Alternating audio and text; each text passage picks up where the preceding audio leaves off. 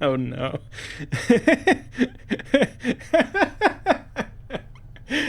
So, doing anything later? The corpse continues to stare at you. Farewell then. Psst! You see the way she was looking at me? Huh? You see that? The way she was following the curve of my occipital bone. You mean that blank-eyed beyond the grave stare? What? Are you blind? She was scouting me out. It was shameless the way she wanted me. Wanted you to go away, maybe. She was obviously too distracted by me to pay attention to some stupid bobbing head with a big mouth. Oh, wow.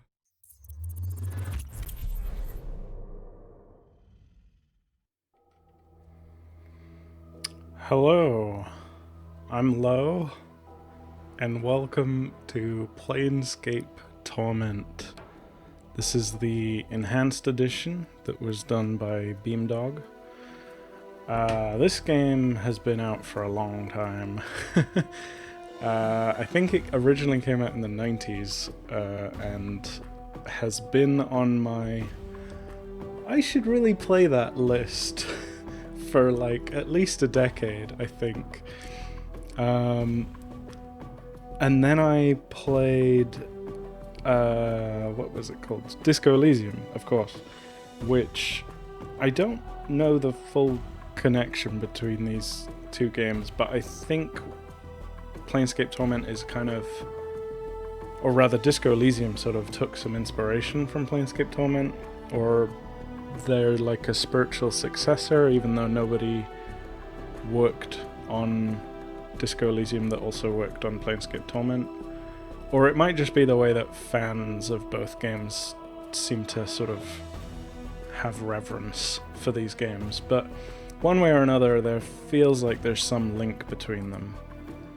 And I've kind of, yeah, like I said, known about this game for about a decade. I've always been like, oh yeah, I should really play that. It's a cult classic. Everyone talks about how good it is. And then, like, after playing Disco Elysium, it got bumped up to my, like, man, I should really play this game list. And when I had the idea for this channel, this was one of the first games that came to mind that I was like, oh yeah, I should definitely play this game for the channel. So this is mostly a blind playthrough, but I mean, this is such an old game, it's hard to not have been spoilt on it somewhat. Especially because I grew up playing CRPGs like Icewind Dale and Baldur's Gate. I never played this as a kid though, and I don't think I would have liked it as a kid because, like, I didn't really get into the story of Baldur's Gate, and between the two, Icewind Dale was always my favorite because it had more combat. And not long after Icewind Dale, or not long after like playing Icewind Dale as a kid, you know, I got into more kind of hack and slash games like Diablo and action RPGs and so on and so forth. If anything, the Baldur's Gate game that I've played the most of is Dark Alliance on the GameCube. But oh, actually no, that got remastered recently, didn't it? Maybe I'll play that one day. But or play it again, I guess. Anyway, Planescape Torment. It's set in the Planescape universe, or setting, which is one of D&D's earliest settings, I think.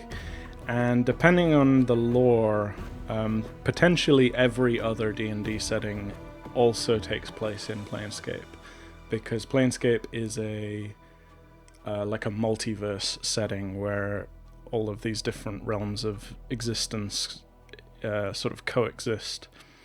And at the center of the universe is this city called Sigil or something, which sort of is the like waypoint between all of these other universes. It's something like that. I can't, like I said, I don't know a lot about this game, but I've played D&D long enough to kind of have absorbed some of the stuff that this game is putting down.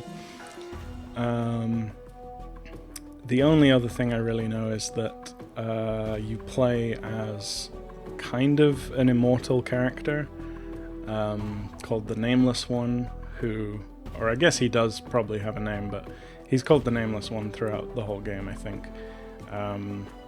He can't die for whatever reason, and most of the game is about, like, uncovering what he did as his past selves, and either trying to set things right or make them worse, as the case may be.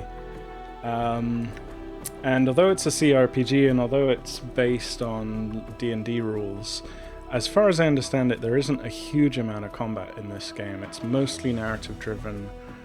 Although, having said that, there isn't much voice acting. There's a little bit at the start of some conversations, but pretty much I'm going to be doing the reading from most of the characters and descriptions throughout the game. Which I hope you don't mind, but I'm probably going to have some fun with some of the voices. Anyway, yes, I thought I'd just quickly show my settings. So I'm playing on the highest difficulty, but with the enhanced edition boons, which give me max health on level up and healing on rest. Just because I'm not a huge fan of the idea of rolling for health when you level up. And yeah. And then also, because I know a lot of people watch Let's Plays and such on mobile devices, I've turned the font size up to max. And I think that's it. I've changed some of the hotkeys and stuff as well, just so that I can like move around the screen with WASD, which is just what I'm used to, and some other stuff. But yeah, I think that's it. What else? Oh yeah, the music, the soundtrack that you're hearing right now was created by Mark Morgan, who also did the soundtrack to the original Fallout games. And I think he's still in the industry. I think he's still working on stuff, but I'm not sure what his latest soundtrack has been. Yeah, alright. So, let's get into this. As I said, this is D&D rules. So we've got our standard 6, what are these called? Attributes. And I've already decided what build I want, but I'll just read what these do in case you're completely new to D&D. So, strength represents your raw strength. A high strength allows you to carry more weight and makes your melee attacks more accurate and damaging. Wisdom represents your intuition, common sense, and willpower. A high wisdom helps you to recall memories and give you a bonus to experience points. Constitution represents your physique, hardiness, and state of health. A high constitution gives you more hit points, and in the Nameless One's case, a faster regeneration rate as well. Charisma. This represents your persuasiveness, personal magnetism, and ability to lead. The higher your charisma, the more favorably others will react towards you. Dexterity is your agility, reflexes, and hand-eye coordination. A high dexterity makes you harder to hit and aids your thief skills. And intelligence represents your memory, reasoning, and deductive skills. A high intelligence helps you regain memories faster, gives you more dialogue options, and aids your mage skills. So I have done a little bit of playing around in this game beforehand to get everything set up right. And actually I did try recording this once already, and I had a bit of a mishap with the recording. So I kind of know what I want out of this setup right now. And I know that the game starts you off as a fighter, but I'm hoping that I can multi-class. So this is what I want to do. I want to have a high charisma, or a medium, or above average charisma. Average constitution, below average strength. I think that's fine because Like I said, I don't think there's too much combat in this game. It's kind of more like a point-and-click adventure game with a visual novel kind of feeling to it, perhaps. Let's see. I want a bit of dexterity just for sneakiness, and I feel like it's going to come in handy. And then these last 2 points that I have, I want to decide between wisdom or intelligence. And I don't fully understand how the memory system works in this game. It says here for wisdom that high wisdom helps you recall memories, and high intelligence helps you regain memories faster. Like I said, the nameless one is like kind of an immortal being who kind of keeps coming back to life somehow, but some of his memories seem to like have a way of coming back throughout the game. I'm not sure how that works, but intelligence and wisdom seem to tie into it. I'm gonna go with higher intelligence, just because I think I want the more dialogue options instead of more memories, or higher chance of getting the memories. Like I said, I don't know how it works, but I think having more dialogue options will be better, what with this being a more dialogue and heavy game. And yeah. Okay, yeah, so there's a little cutscene at the start, so I'll just hide myself once we get going. And yeah, I think we're ready. So let us go into the Planescape Torment.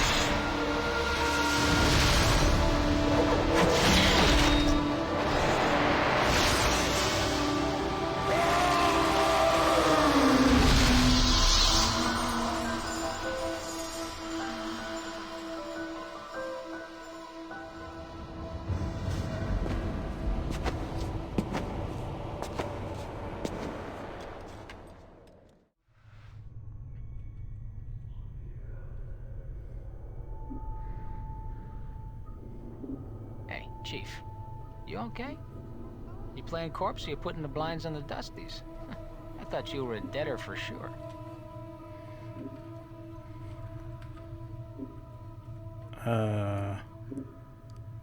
Who are you? Who am I? How about you start? Who are you? I don't know. I can't remember. I asked you first, Skull.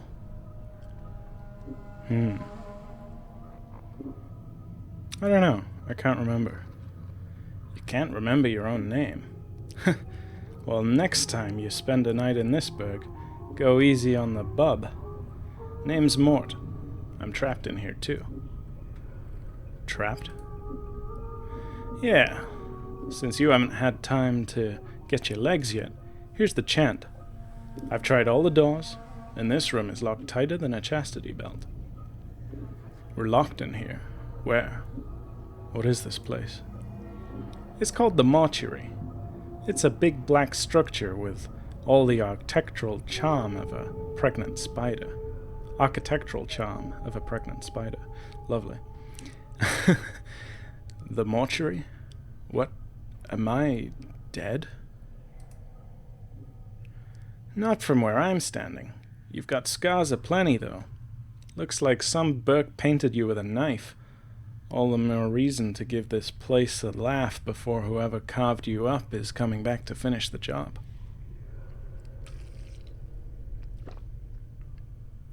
Scars? How bad are they? Well, the carvings on your chest aren't too bad, but the ones on your back... Say, looks like you got a whole tattoo gallery on your back, Chief. Spells out something. Tattoos on my back? What do they say? Heh, looks like you come with directions. Let's see. Starts with, I know you feel like you've been drinking a few kegs of Styx wash, but you need to center yourself. Among your possessions is a journal. That'll shed some light on the dark of the matter. Farad can fill you in on the rest of the chant, if he's not in the dead book already. Farad? Does it say anything else? Yeah, there's a bit more. Let's see. It goes on, don't lose the journal, or we'll be up in the sticks again. And whatever you do, do not tell anyone who you are or what happens to you, or they'll put you on a quick pilgrimage to the crematorium. Do what I tell you. Read the journal, then find Farad. No wonder my back hurts. There's a whole damn novel written on there. As for that journal I'm supposed to have with me, was there one with me when I was lying here? No, you were stripped to the skins when you arrived here. Besides, looks like you've got enough of a journal penned on your body. What about Farad? Do you know him? Nobody I know, but then again, I don't know that many people. Still, some Burke's gotta know where to find Farad, once we get out of here, that is. How do we get out of here? Well, all the doors are locked, so we'll need the key. Chances are one of the walking corpses in this room has it. Walking corpses? Yeah, the mortuary's keepers use dead bodies as cheap labor. The corpses are dumb as stones, but they're harmless, and won't attack you unless you attack first. Is there some other way? I don't want to kill them just for a key. So I should attack one of these corpses and loot it for the key. Is there some other way? What? You think you're gonna hurt their feelings? They're dead! But if you want a bright side to this, if you kill them, at least they'll have a rest before their keepers raise them up to work again. Oh, alright. I'll take one of them down and get the key. Well, before you do that, arm yourself first. I think there's a scalpel on one of the shelves around here. Note: search the shelves in the room for a weapon to attack the zombies with. When you find one, go to the inventory screen, the backpack button in the lower right, and arm yourself. If you wish to examine any items you find, right-click on them in the inventory screen. Alright, I'll have a look for one.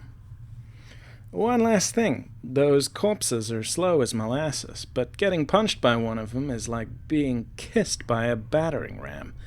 If they start getting an edge on you, remember, you can run, and they can't. Use it to keep some distance if you need to recover. Note: to run, either toggle run in the options screen or hold down the shift key and left-click the area you want to run to. I think I already enabled that. If you're in danger of dying, then use running to keep your distance from the zombies whilst you recover. Alright, thanks for the advice. So, yeah, here we are. We're in Planescape Torment. And, I'm gone. I'm gone. I'll be trying to stay in character during dialogue, except when there's a choice to be made and I want to, talk about what I'm thinking about the choice. If there's little bits of dialogue that kind of, oh geez, look at these guys.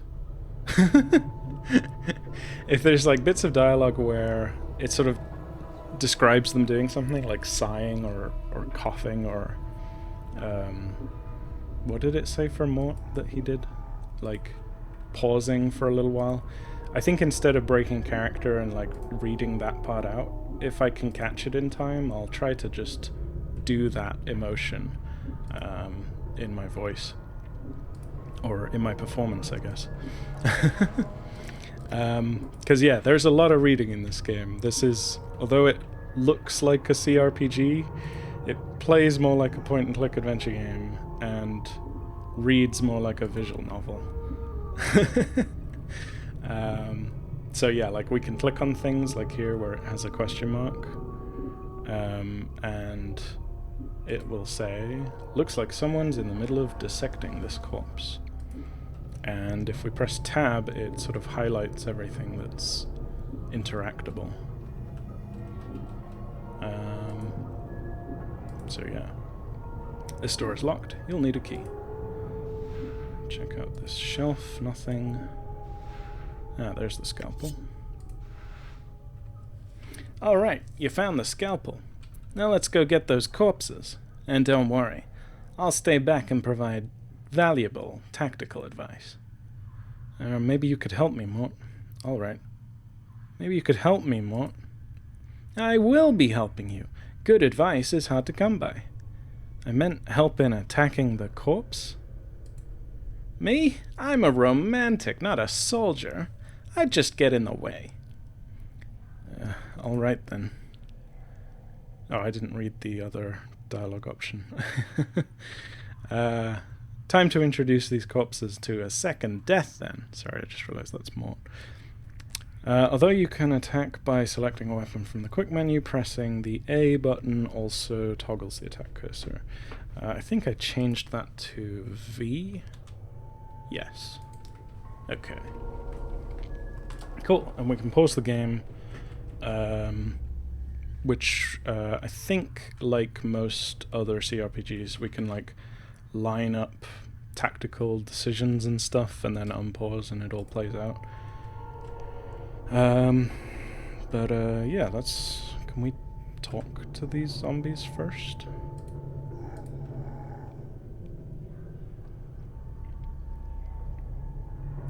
This corpse stops and stares blankly at you as you approach. The number 782 is carved into his forehead, and his lips have been stitched closed. The faint smell of formaldehyde emanates from the body. I'm looking for a key. Do you happen to have one? Examine the corpse, see if it's carrying a key. It was great talking to you. Farewell. Leave the corpse in peace. I'm looking for a key. Do you happen to have one? Mort. This looks like the lucky petitioner here, Chief. Look, he's got a key there, right there in his hand. This corpse looks like it's the one with the key. It's holding it tightly in its left hand. Its thumb and forefinger locked around it in a death grip. Looks like you'll need to hack the corpse's hand off to free the key. Oh boy. Leave the corpse in peace. I'm gonna leave it for a second. Hang on.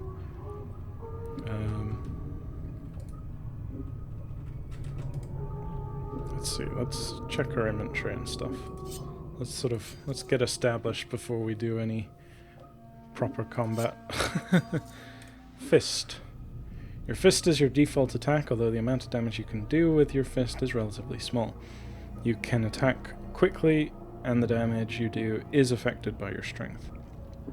Your punches are lethal. You can kill with repeated blows, as long as you've not filled up your quick weapon slots. You can always select fist as your current weapon. Can't let that go. Oh, I just tried to pick it up. Oh, I've got an eyeball as well. Don't want to part with that. Sure, I can see why. Oh, eyes cannot be removed, only switched. Interesting. Am I gonna, like, find other eyeballs that I can swap out? I guess that makes sense. I do look pretty zombified. Does the eyeball say anything? This is your eye. It looks like it's seen better days. Great. Fist, scalpel. This is a simple surgical cutting tool. Looks like it's seen a lot of use. To equip the scalpel, left-click it to pick it up, and then drop it on the player's character portrait in his weapon slot from the inventory screen. Like what I just did there. Cool. Mort. Look at him. Look at that face. In case you didn't notice, Chief, those are my teeth. In case you didn't notice, Chief, those are my teeth. I'd rather hold on to it, thanks. I'd rather hold on to it, thanks. I feel like I'm going to be hearing Mort a lot throughout the game. I think he's kind of the mascot type character for this game, so I should get used to doing his voice. Let's see, can we do stats? Yeah. Okay, Mort. Fighter. What the hell, man? You said you were a romanticist, not a soldier. Let's see. Strength 12, intelligence 13, wisdom 9, dex 16, con 16. Huh. Charisma 6. I feel like that's underselling yourself, buddy. You seem pretty charismatic to me, to be honest. And he's chaotic good. Huh. Alignment. Yeah, chaotic good. Information. Mort fighter, strongest creature killed. Oh, these are like game stats. Cool. Biography. Of course you've got questions about me. You probably have questions about all sorts of things. Let me boil it down for you. When you've been as dead as long as I have, without arms, legs, or anything else, you spend a lot of time thinking, you know? I figure it's been a few hundred years since I got penned in the dead book, but time doesn't really tally up the way it used to. Without that mortality thing pressing down on you, all the days and nights kind of blend together. So you think about this, and you think about that. And the most important piece of wisdom I've learned over the past 100 years or so is this. There's a lot more obscene gestures you can make with your eyes and your jaw than most people think. Without even resorting to insults or taunting, you can really light a bonfire under someone just with the right combination of eye movements and jaw clicking. Drives them barmy. If you ever get beheaded and your skin flayed from your skull, I'll show you how it's done. I've got some real gems, Chief. They'd drive a deva to murder, they would. I know what you're thinking. I'm dead. I've lost so much. I should have sobered me up to all that joy it should have sobered me up to all that joy I've missed, all those loves I've lost. Some people try to get depressed about death. Or, no, they don't try to. I, read ahead a little bit by accident. Some people get all depressed about death. They haven't tried it, of course, but one thing they never seem to realize is how it changes your perspective on things.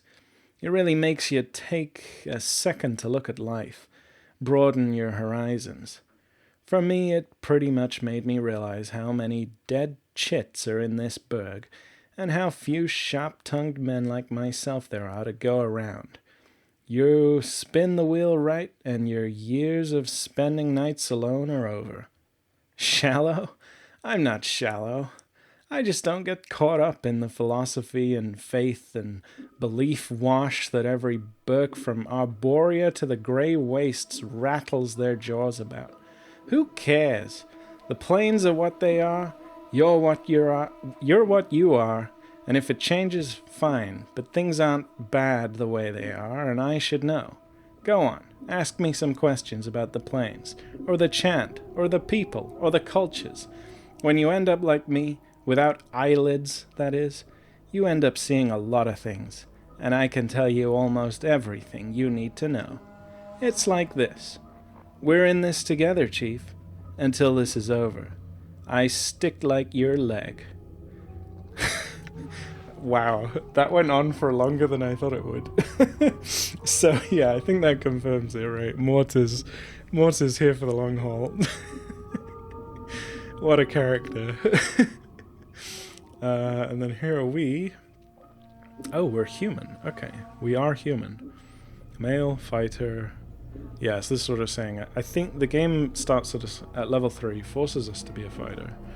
But I'm hoping we can multi-class out into mage, because I think it's going to serve me, the higher intelligence is going to serve me better than a high strength. And we are true neutral. Interesting. I guess that makes sense. Okay, information, yeah, that's stats, biography. This is me, yeah. I feel like I've woken up inside someone's dream. I don't know who I am or how I got here, and I don't know how to get out. First thing I remember is crawling off a metal slab in some vaulted monstrosity called the mortuary, and some floating skull asking me a bunch of damned questions. I've lost my memory, I've lost my possessions, and the only thing I really seem to know is that I can get stabbed, beaten, and burned, and I get better. This regeneration of mine hasn't done much for my looks, but no one seems to notice. I need to figure out who I am, how I got this way. I feel like something's missing, something inside, but I don't know what. Cool. Well, I'm glad I opened that menu. What else is around? Nothing here. Nothing here. Locked. What about this one? Locked. Okay. Did I read this? The slab is covered with dried blood and other remnants. This corpse looks like someone turned it inside out. Woof. A machine at the head of the table is peeling the skin off the forehead to give direct access to the skull. I guess I should mention this game is, I don't know what the rating is on it. It's probably 16 plus. But it's not, I don't think it's like graphically intense, but I suspect some of the descriptions of things that happen in this game and some of the themes that get discussed in this game might be like something you want to look up trigger warnings for. I'm not sure.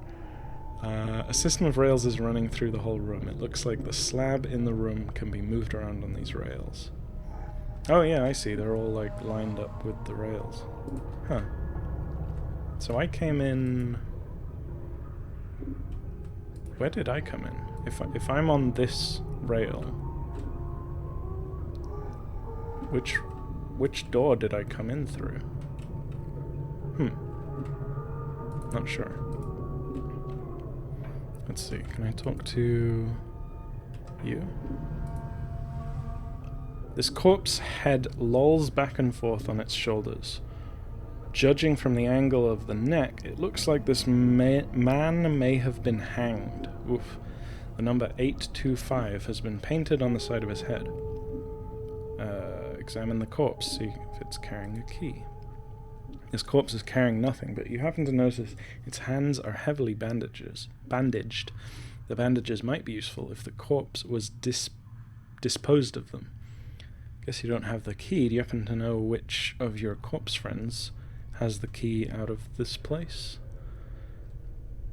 Great talking to you, farewell. Well, we know which one has the key, so I guess we'll just leave him alone. This shambling corpse looks like it's been dead for several years. The skin along its forehead is peeled back, revealing its chalk white skull.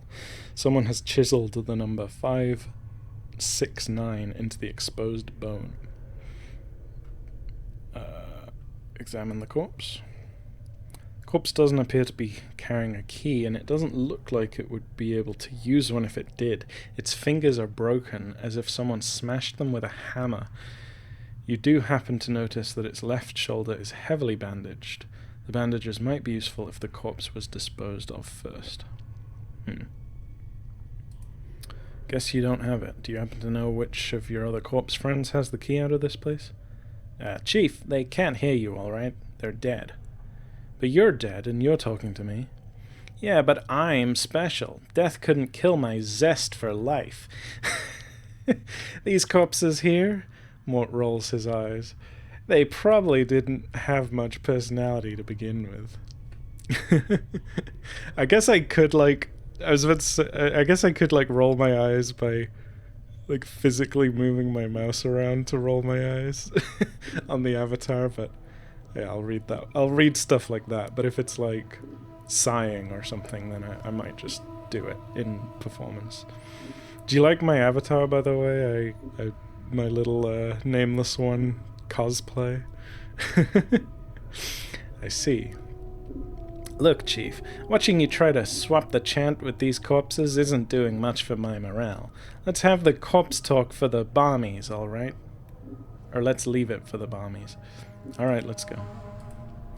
Okay, let me quick save. And it was this one, right? So... sorry, what was your name again? 782. I'm looking for a key. Do you happen to have one? I need that key, corpse. Looks like you're not long for this world. Oh, I just attacked them straight away! Oh, jeez, okay. I wasn't expecting that. Okay, well, hopefully these others don't start attacking as well.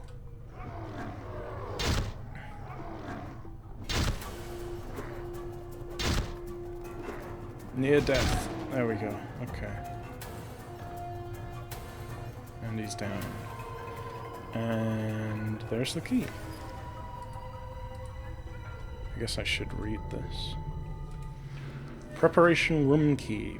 The head of this... It kind of looks like a screw. The head of this bronze key has been twisted around itself several times, so that it resembles a screw. Oh, there we go. If Mort is to be believed, it unlocks one of the doors in the preparation room. Note, when using keys in Torment, you only need to have them in your inventory to unlock a door. In some cases, the key will vanish after it's used. This is done when the key is no longer needed to free up your inventory slots for other, more important items. That's nice. So it's not necessarily that the key is destroyed. It's just like the game is telling you, hey, you don't need this anymore. Door is locked. You'll need a key. Door is locked. You'll need a key. I guess it's this one then. Okay. Let's quick save again. Psst. Some advice, Chief. I'd keep it quiet from here on. No need to put any more corpses in the dead book than necessary, especially the femmes. Plus, killing them might draw the caretakers here. I don't think you mentioned it before. Who are these caretakers? The corpses here, where did they come from? Why do you care about the female corpses? Jeez. Alright, I'll try to remember that. I don't think you mentioned it before. Who are the caretakers? They call themselves the Dustmen. You can't miss them. They have an obsession with black and rigor mortis of the face. They're an addled bunch of ghoulish death worshippers. They believe everyone should die sooner or later. Sooner better than later. I'm confused. Why do these Dustmen care if I escape? Weren't you listening?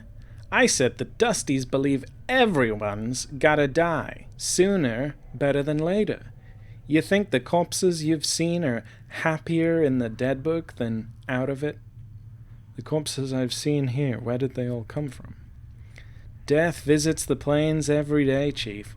These shamblers are all that's left of the poor sods who sold their bodies to the caretakers after death. Enlighten me. Who are these caretakers? I guess we already asked that, but it's like saying it again in a different way. Before you said something about making sure I didn't kill any female corpses. Why? Alright, I'll try to remember that. Yeah, why are you interested in the female corpses, Mort? Are you serious? Look, Chief, these dead chits are the last chance for a couple of hardy bashes like us. We need to be chivalrous. No hacking them up for keys. No lopping off their limbs. Things like that. Last chance? What are you talking about?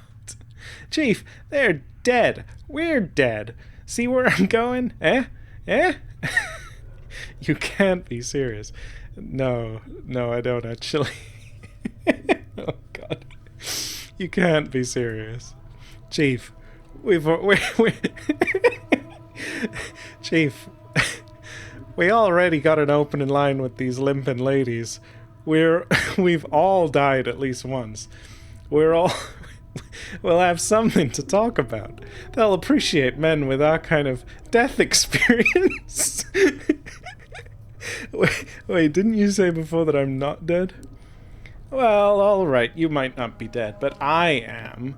And from where I'm standing, I wouldn't mind sharing a coffin with some of these fine, sinewy cadavers I see here. Mort starts clacking his teeth, as if in anticipation. Course, the caretakers would have to part with them first, and that's not likely. I mean, I guess is it necrophilia if both participants are dead? Maybe not. Who are these caretakers again? I guess Maud is just a skull. He probably can't do much in that department. Who are these caretakers again? But where did these corpses come from? All right. Did I ask where the corpses come from? Death visits the plains every day, Chief. These shamblers are all that's left of the poor sods who sold their bodies to the caretakers after death. Alright, I'll try to remember that. Look, Chief, it's obvious you're still a little addled after your kiss with death, so I got 2 bits of advice for you. 1, if you've got questions, ask me, alright? Note, to speak with a party member, select the talk option from the quick menu, then left-click on the party member you wish to speak to. Alright, if I have questions, I'll ask you. 2nd, you're half as forgetful as you seem to be. Start writing stuff down. Oh, wait. 2nd, if you're half as forgetful as you seem to be, start writing stuff down. Whenever you come across something that might be important, jot it down and don't forget. If I had that journal I was supposed to have with me, I'd do that. Start a new one then, Chief. No loss. There's plenty of ink and parchment around here to last you. Huh. That's a really cool, like, in-game way of it, like, telling you, like, hey, maybe you should write stuff down in real life, too. Like, just like a D&D campaign, like, you should keep a journal, because there's, shit that you're probably going to forget quite easily. So, yeah, maybe I will. Oops. Excuse me if you just heard the sound of me tinking things together. I'm literally digging out a journal right now. That's such a good idea. That's such a good way of, like, conveying that as well. Alright. It couldn't hurt. I'll make a new one then. Use it to keep track of your movements. If you ever start to get cloudy on important things, like who you are, or more importantly, who I am, use it to refresh your memory. Note, to access the journal, select the journal on the quick menu. Your journal will automatically be updated throughout the game. Alright, I got it. Let's go. Updated my journal. Updated my journal. Okay. Okay, yeah, there's also an in-game journal. Find Farad. From what Mort read from the directions tattooed on my back, I need to find someone named Farad. I'm not certain where to start looking. Hopefully, asking some of the locals in this strange place will allow me to track him down. Find your missing journal.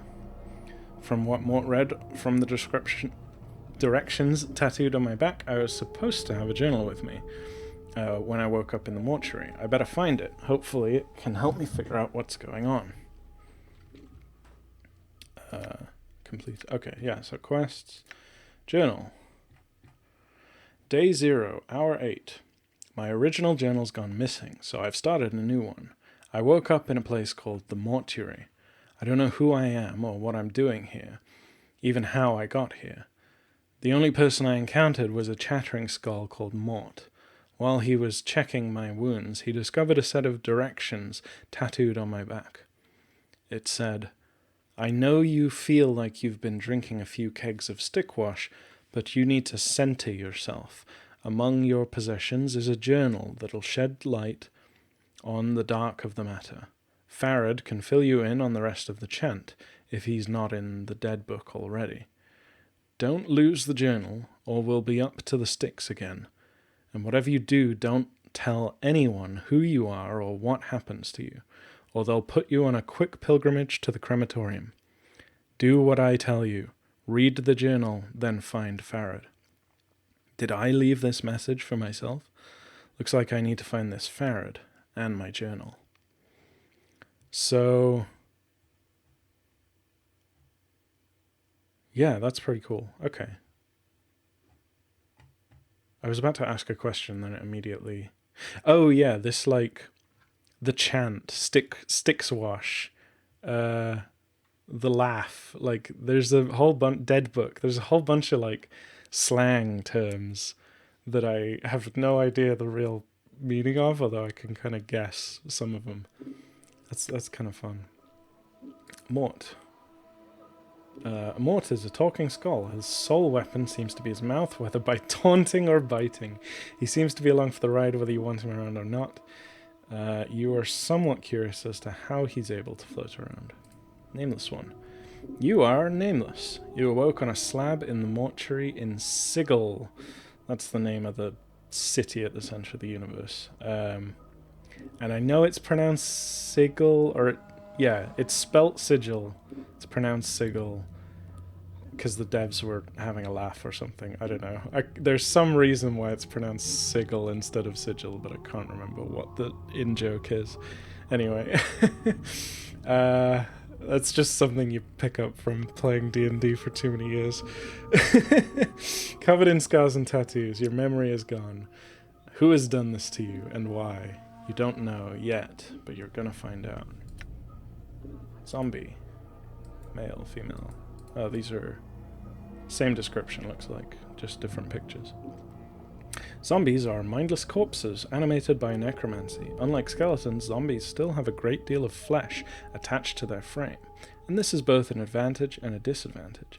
It makes them tougher and stronger than skeletons, but at the same time rigor mortis hinders their movement, making them much slower than normal human beings. Although zombies move and attack very slowly, their great strength becomes apparent when they catch a target. Their blows are capable of killing a normal human being with a single punch. Jeez. Alright. Did I quick save? I think I did. Let's talk to this lady. The shambling corpse gazes at you with vacant eyes. Her skin is paper thin, almost wispy. It's like someone draped a sheet of cobwebs across her frame. The number 594 has been scratched into her forehead with a charcoal pencil. Oh no.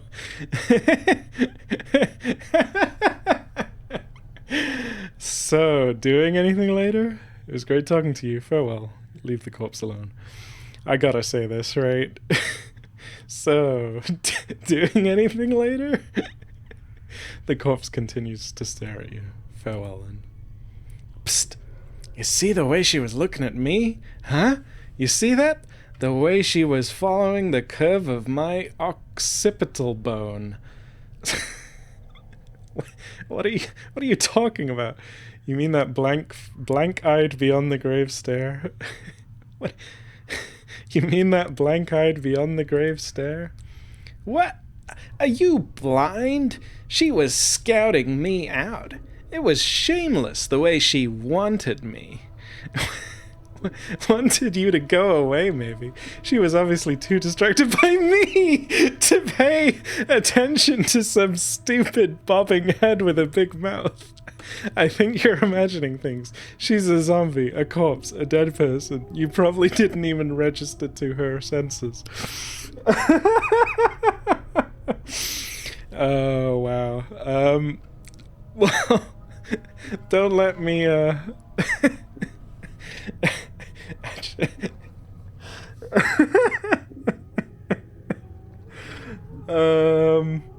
No, I do not want to fuck this zombie lady, so let's say this.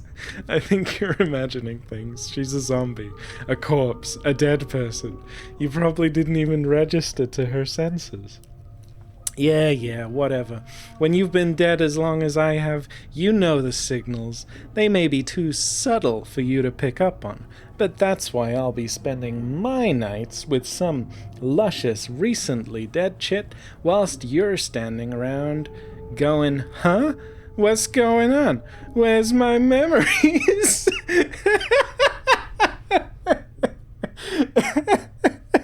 Oh man, Mod is funny. I had heard he's like a comic relief character.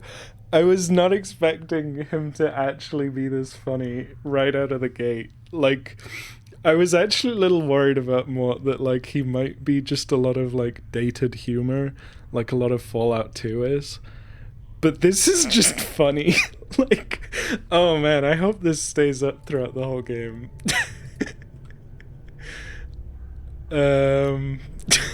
I mean, okay, like, maybe he's a little misogynistic. Maybe he's a little, like, outdated. But also, I mean, what is he, like 1,000 years old or something? Like, maybe it makes sense. I don't know. Holy shit. Okay. Hey, zombie. The left side of this woman's face looks as if it was, ooh, jeez, caved in with a club. That'll bring the tone down. And her flesh sags in bruised, swollen clumps over her ruined skull. The number 626 has been stitched into the corpse's right cheek, just below the eye. Nasty wound you got there. The corpse continues to stare at you with its one good eye. Ouch. Blood stains, rust, and other remains cover the surface of this metal slab. It's much larger than most of the other slabs and is sitting on a platform that allows it to be rotated. Is that the same? Yeah.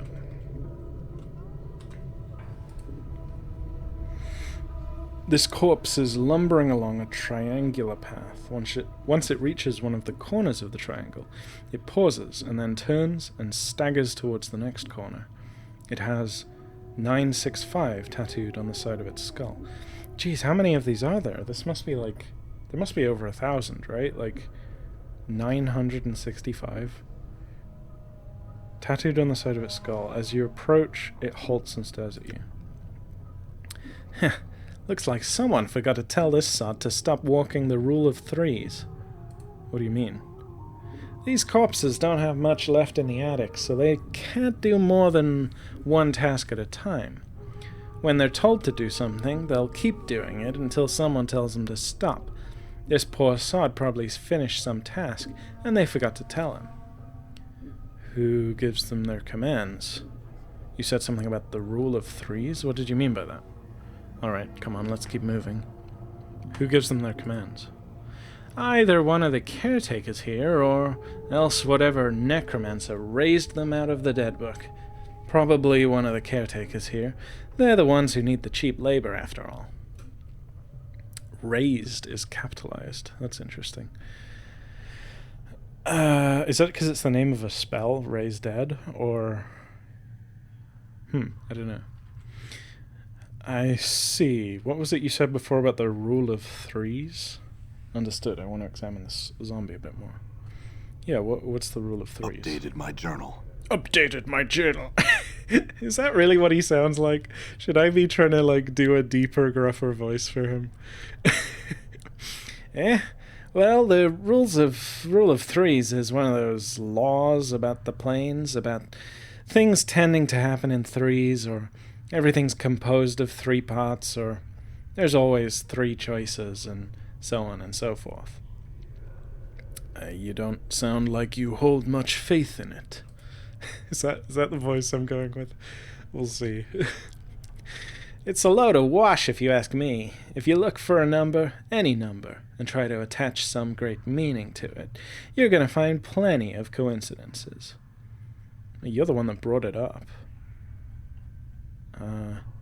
I see, you said before someone put this corpse to a task and then forgot to tell them to stop. Who gives the corpses the tasks? Yeah, so it's like, this is the same question as before, but it's rephrasing it. That's deep. Like, you don't always see that in games. Probably for good reason, because it's probably kind of pointless to rewrite the question this way. It would be nice, actually, if questions got grayed out once you'd said them at least once. Maybe there's a mod for that. If there is, I might install it. Okay.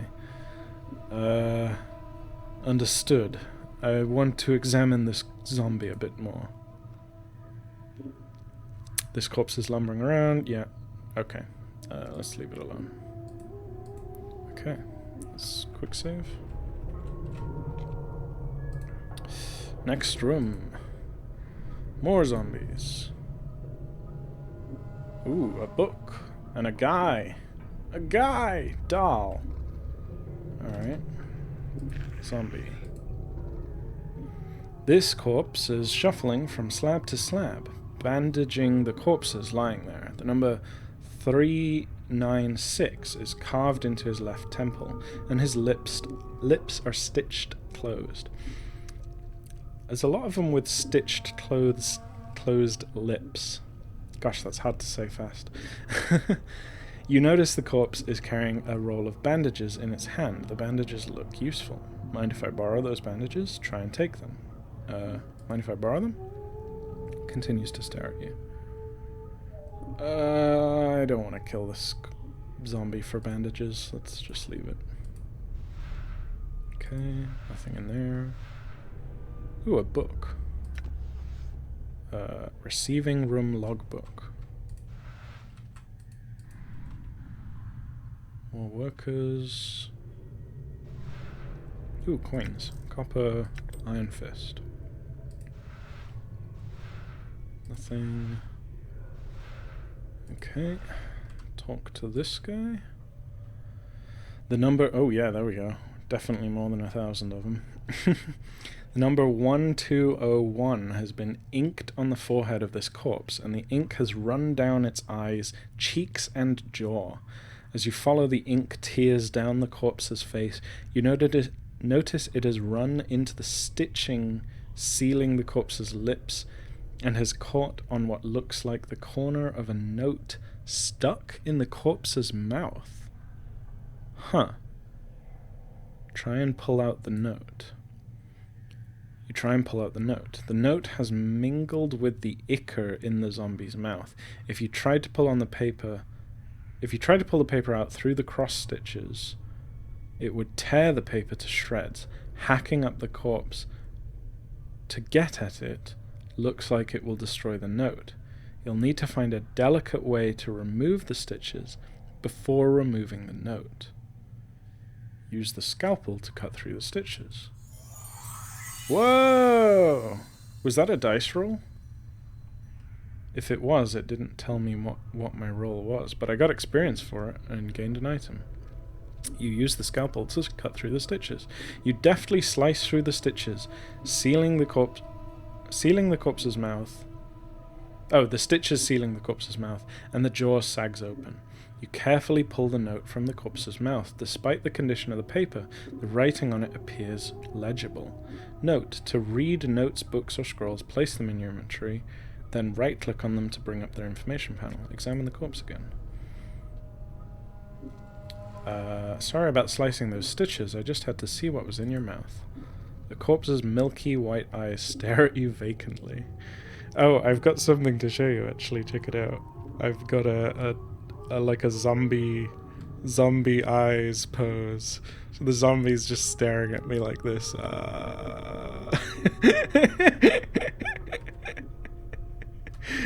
Anyway.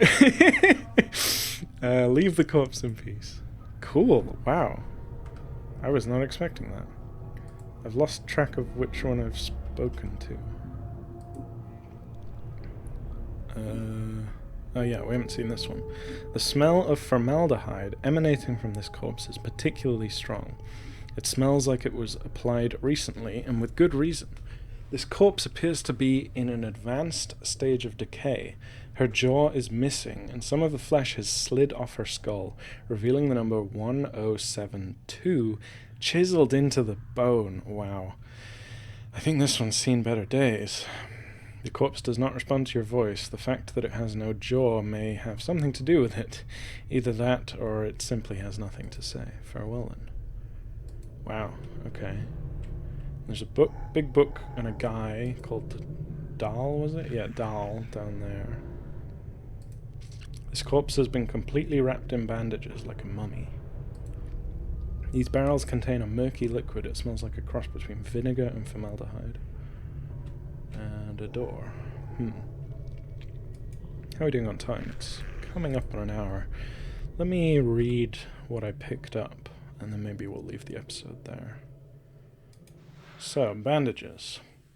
Bandages. Heal 3 hit points. This roll of bandages, useful for stanching minor wounds. When used, bandages will heal a character for 3 hit points of damage. To use them, either select the Use button below or place them in one of your quick slots and use them on the Quick Action menu on the world screen. Bandages are stackable items. When you pick them up, they automatically stack on top of each other in your inventory, freeing up slots for other items. If you wish to unstack them for any reason, simply double-click on the item and you'll be given the option to divide the stack. Okay, let's try that. Oh yeah, there we go. So we can give one to Mort. Yeah, nice. I wonder if he can even use bandages. Like, do you bleed, Mort? Maybe it doesn't matter. Iron Fists. 2 to 4 crushing damage. Speed 1, weight 1, proficiency. Fists not usable by mages. This crude iron bar is designed to slip over the fist, with the thick portion resting in the palm, and the iron ring facing outwards over the knuckles. Whilst wearing these fist irons, a single punch can shatter someone's jaw. Note, many weapons in Torment do similar amounts of damage, but the type of damage each weapon does varies. Some creatures are more vulnerable to certain types of damage than others. If your current weapon isn't doing much damage against a creature, chances are it's resistant to it. Switch off weapons and see which one works best. Okay. I like that sort of tutorial prompts are just built into the early game items. Like, they know that you're likely to pick up bandages and scalpels and iron fists in the early game, so they're just like putting the relevant tutorial info just into the item description. That's kind of neat. That's a neat way of doing it for such an early game. Eyeball. Okay. Okay, note from corpse number 1201 or receiving room logbook. Let's read the logbook first. Receiving room logbook, weight 2. This huge logbook lists mortuary procedures in a tight, crabbed script. All shells entering the mortuary are to be delivered to the receiving room and logged with the scribe on duty before being embalmed or cremated. The records are to be checked to determine if the shell is one of the contracted, and if so, do not prepare the shell. Move the shell to one of the preparation rooms, contact the scribe on duty, and notify him that a contracted shell is to be raised. Be certain that a shell is thoroughly stripped of its possessions before being sent to the preparation rooms. The contracted workers are intended for simple manual labor and do not have the capacity to search and strip a shell. The faction is not responsible for any possessions lost or items stolen by collectors who have brought the shells to the mortuary. The shell's possessions are to be stored in the receiving room until an initiate can be sent to claim them. Please catalogue all possessions in the logbook. Following this list is thousands of entries of bodies that have been sent to the receiving room. As you flip through the rest of the book, however, you notice the last page has been cut out. Ooh. Is this the last page? Note from corpse 1201. This is a foul-smelling note retrieved from the mouth of one of the mortuary zombies. It looks like it was sewn into the corpse's mouth by accident. Despite its condition, the writing is legible. Please, to whatever dustman reads this, I beg of you. I know of my legal obligation under the terms of the dead contract, but I am prepared to offer more than my signing fee if you will cremate my body rather than raising it. I have arranged for this note to be left with my body upon my death. If you're reading this, then please use this note as instructed and accept the result in exchange for my contracted duty. Let my contract number serve as the key. It looks like the corpse was too late to prevent the raising, but you notice that beneath the writing is a diagram. It looks like directions for folding the parchment into a strange pattern. What? Okay. How do I do that then? Note, if you're ever capable of examining an object further or performing an... Oh, here we go. Yeah. Tutorial prompts in the description. It's a good system.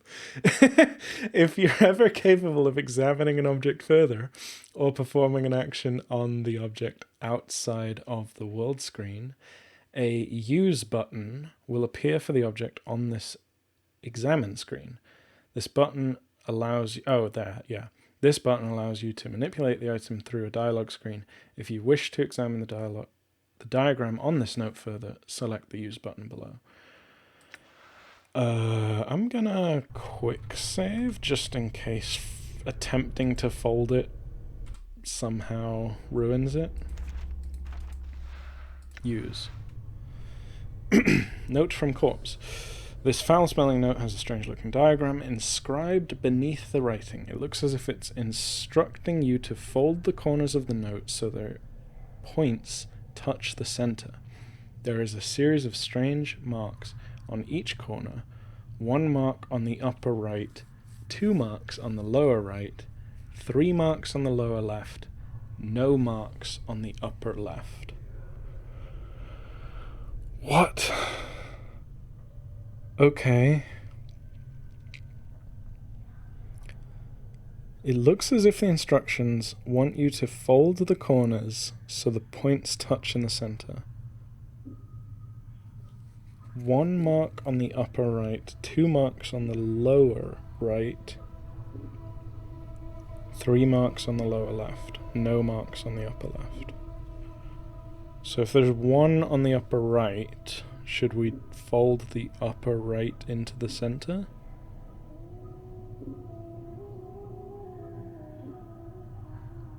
Sure. You fold the corner inwards so its point touches the center.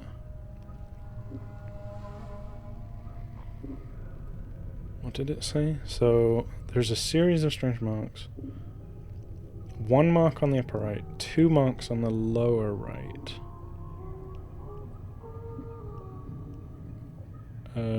Lower right into the center.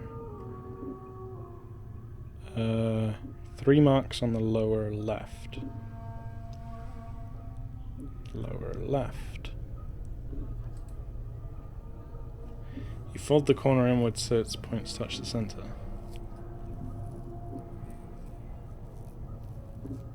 But then it doesn't, but then it's 0 on the upper left, right? But then it wants all of them to be folded in. So maybe it... Well, let's try.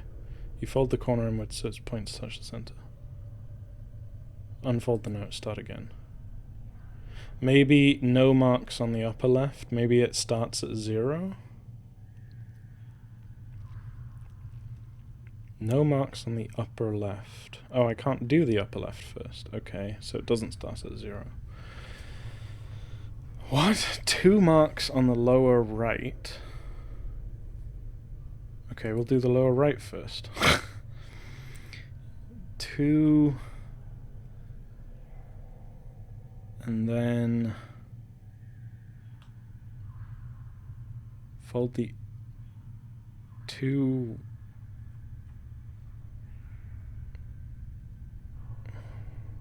was about to say, is it like the number here of the corpse? But it's not, because that's 1201.